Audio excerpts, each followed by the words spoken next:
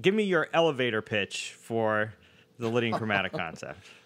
The elevator pitch for the leg. So you run into, says I run into musicians all the time who go, yeah, I've heard of that. What is it? And then you go, well, okay, let's see. How do we do this? If you got sort of an introductory blurb, let's say, on what this is or what it encompasses, how would you do it? Well, first of all, I wouldn't necessarily. Elevator pitch sounds like you're trying to sell somebody something. Sure. And I mean, maybe in some ways, I think what keeps my sanity is just being able to explain it and facilitate an understanding of the ideas that it's based on, sure, and connect it with things that folks already know, like the major scale. Sure. So, and historically, it came about because back in 1946 or 47, George was hanging with Miles Davis, and they were trading changes. And George asked Miles what his musical aim was, and Miles said, I want to learn all the changes. So I got George to thinking that there must be a different way of looking at chords. Long story short, he got TB. He was diagnosed with tuberculosis, and he was in a hospital for 18 months, during which time he learned about rudiments of music and writing music and stuff. But he also, being entirely self-trained, never graduated with any formal education, relied on his intuitive center. That was really where the concept came from, was all from George's just asking questions, really more scientific questions than anything. Long story short is he thought, well, okay, for every chord, there must be a scale of a group of notes that sound closest to the sound of that chord. All right. So, because this is what jazz musicians had pioneered back then in the 20s and 30s and so on, is playing over Tin Pan Alley and standard tunes and coming up with melodies that conveyed what chord was being played at the moment. A lot of times that had to do with knowing your chord tones and then playing notes around those. Okay, so he said, well, let's look at the major chord to start out with. If I haven't lost you yet, have I, Bobby? Nope, you're right on. You're on track here. This is great. Okay, it's great to see you, my friend. All right, let's see. So, all right, so he's in the. Can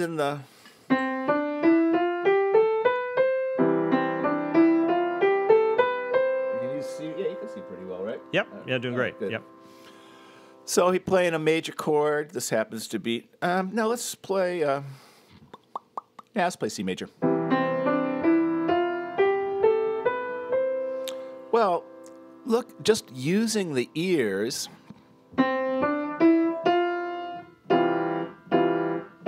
that fa, the fourth degree against the major chord, in jazz education terms, we're told that that's the avoid note. You don't really lay on that. You kind of move off it or treat it like a leading tone or whatever, but you don't voice a C major chord with an F in it. Sure. Generally. I mean, you can. There's nothing, it's just really out there. Okay. Yep. So, what's up with the first four notes of the C major scale? It seemed to George, and it seems to the ear, that it sounds more F than it does C. In other words, there's an F major chord. Right? All right. And then let's look at the next four notes. Oh, that certainly sounds C. Okay, so I'm gonna bump it up to express to the top floor. What the heck is going on? Well, there's two tonics in the major scale relative to Do, relative to the one we're relating to. Because remember, the major scale kind of took over the church modes, I believe, in the 15th century or something like that, and became the primary scale of Western music. So it was designed to give us functional harmony, among other things. Sure. But to give us this sort of dominant tonic relationship, or in jazz terms, 2-5-1, all right, or subdominant, dominant tonic. All right. So the first four notes of sounding F, well, you look at it, okay, so what is that interval of a fourth? Well, it's an inverted fifth. And then you think, the idea behind it is, oh, then there's a definite connection to the overtone series, because in the overtone series, as I'm sure you know as a trumpet player, if you play a fundamental, well, the first partial that you hear is the F, is the octave. I'll just play it like this. You hear it ring pretty well. Cool, yeah. And then, yeah, nice, huh? Okay, Yep, and then I'm just going to hold that C down, and I'm going to go, and you hear that, you hear that ringing.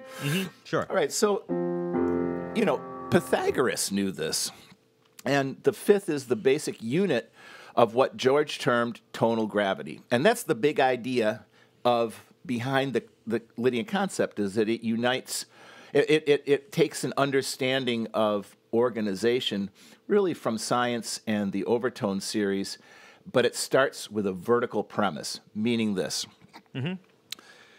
It means that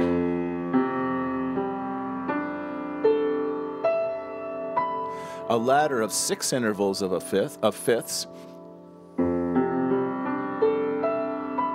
is a vertical tonal gravity field in which the tonic of a fifth being the lower tone, it goes all the way down to the lowest tone, and there is only one center of gravity, or sun, George would like to say, or Lydian tonic.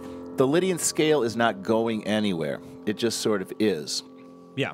It's one of the authentic modes, too. All right. Now, if you take that Lydian scale and you put it in thirds, look what you get.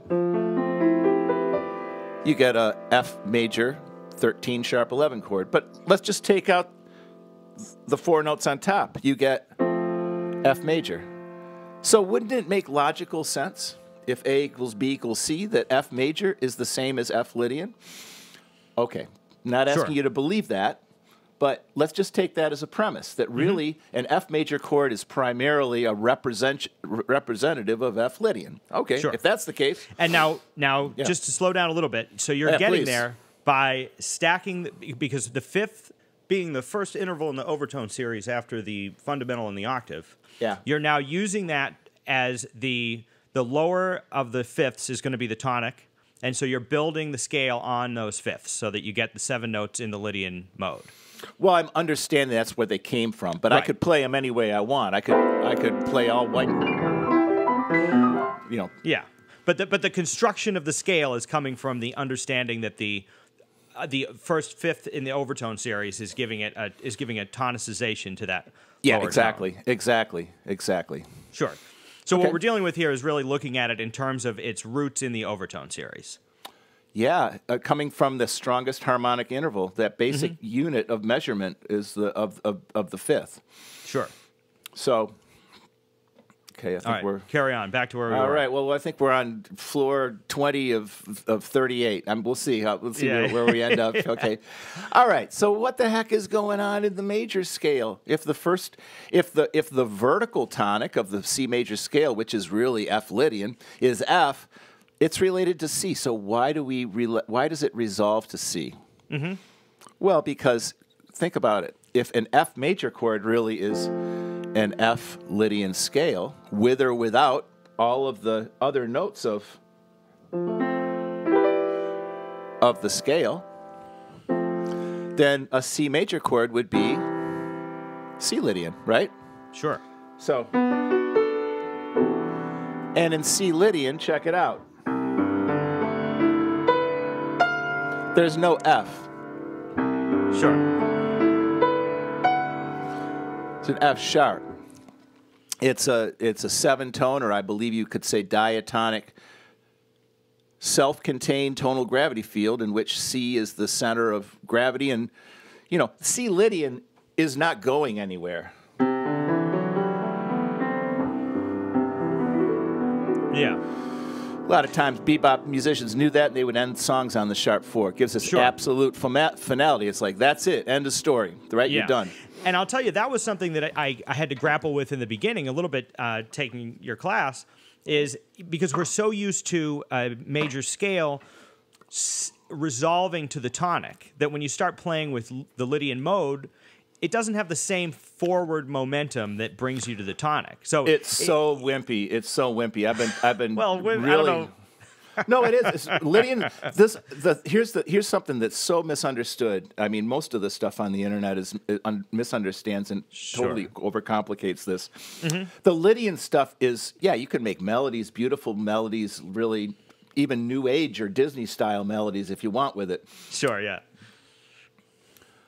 But Lydian stuff just informs how chords are voiced and where they come from. Sure.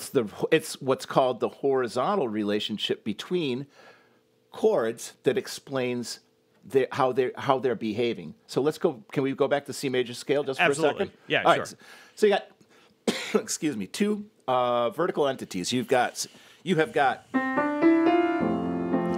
subdominant F major on 4.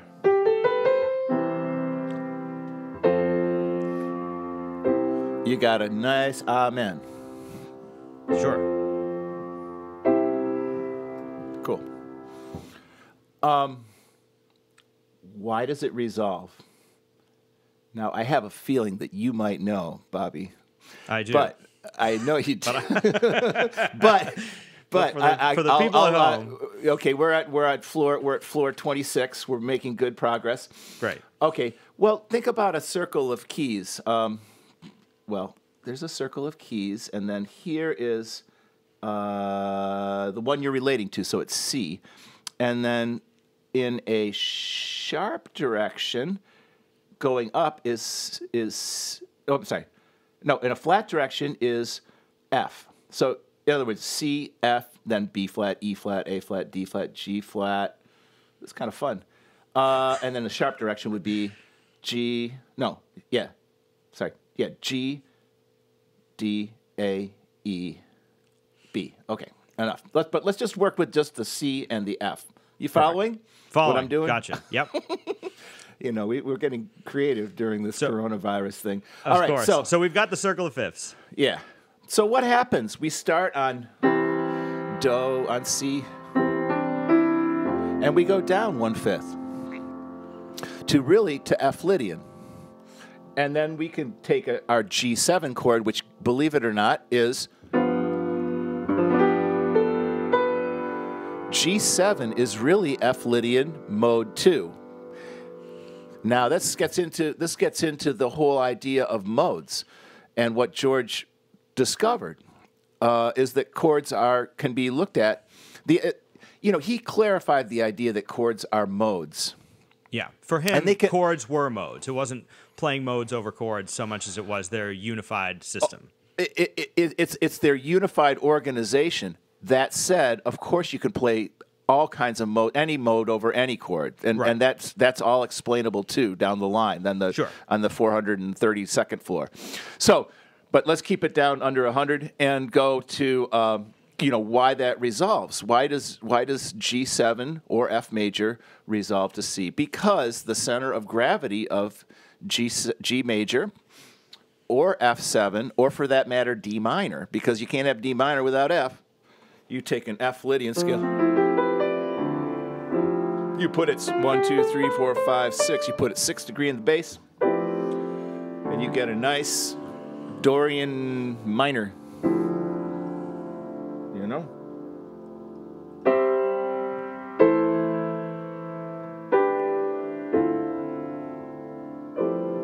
Not going anywhere. Sure. So, I got a little sidetracked there. Sorry about that. That's all right. So we have subdominant, dominant, tonic. Okay. The center of tonal gravity of the subdominant is F. The center of gravity of a G7 is F. But watch what happens when we go to C. That F is canceled. Sure. It doesn't mean that you can't still play it. And in a way, it becomes even more important melodically because it strengthens this idea of resolution. So, to cut this a little bit short, resolution, final sounding resolution, happens because the vertical components in the major scale, this would be the subdominant and dominant, or the 2 chord, Sure. resolve 1/5 in a sharp direction to the C major chord or the A minor chord. Because A minor would be C Lydian as well, with or without an F sharp. Sure. Right? Mm-hmm. So there's two concepts combined in there that I think maybe just to go over it to clarify it. Sure. One is the idea that, and this is following up on what you started with, but the idea that the major scale and the sound of the major scale is the internal resolution, 1/5 in a sharp direction. Yeah, the sound of the major scale represents the horizontal, goal-seeking, resolving. It's the sound of resolving to the tonic in its most basic way. And that's the difference between maybe the role of the major scale and the role of the Lydian mode or the Lydian scale, depending on how you want to look at it. In that context, is the Lydian. Now we've, moving 1/5 in sharp direction. Okay, we've resolved. The other thing that I think is helpful for people to visualize this is the idea that, and I'm sure you'll get to this, but the idea that all of what we know in conventional music all works within this, what I'm going to call a paradigm.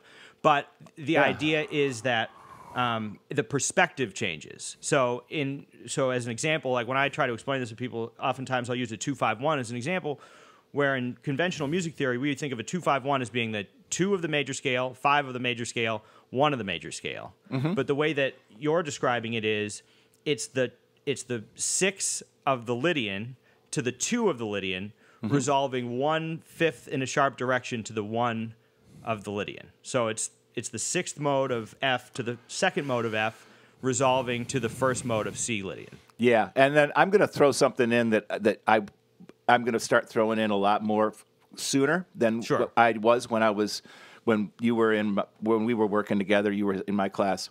Is that right away I can say, well, C major could also be considered 5 horizontal of F Lydian. What do I mean by that? I mean that mode, the 5th mode of F Lydian, which, yes, it's C Ionian, has a vertical identity, which would just be C sus, or F over C. And then it also has C major. But that mode, that 5th mode, in context of a C major chord, sounds horizontal. It sounds forward moving. Sure. Yeah. So it's both. It's both. Right. But the thing to differentiate is that from this perspective, the real organization is being understood as coming from the vertical. In other words, the vertical is explaining the horizontal, explaining resolution, not just 1/5, but any direction, flat, sharp, and 1 to 6/5 flat, or 1 to 5/5 sharp.